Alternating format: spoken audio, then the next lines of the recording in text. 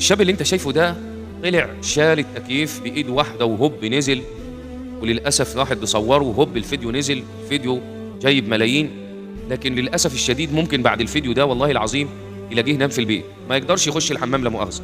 فعشان كده باوصّيك إن أنت ما تنشرش أي حاجة، عندك صحة ما تنشرهاش، عندك طفل جميل مش تنشره، استعينوا على قضاء حوائجكم بالسر والكتمان فإن كل ذي نعمة محسود. الله أكبر، يعني إيه؟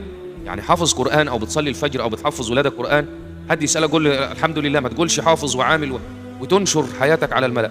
واحد يقول لك وأما بنعمة ربك فحدث.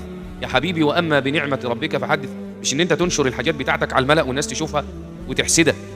وأما بنعمة ربك فحدث إن أنت تحمد ربنا عز وجل وتسجد لله شكرًا على النعم اللي عندك سواء مال أو صحة أو جاه أو أيًا كان. فمش هنقول أكتر من كده، خلّي بالك، حافظ على حاجاتك وحاجتك، الإنسان اللي قدامك ما تعرفش في قلبه إيه، سواد أو غِل أو حُب. نهاية الفيديو صلّي على سيدنا النبي وشاركه